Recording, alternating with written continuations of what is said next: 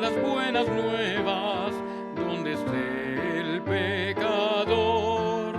Oh, cumple tu ministerio sirviendo en amor.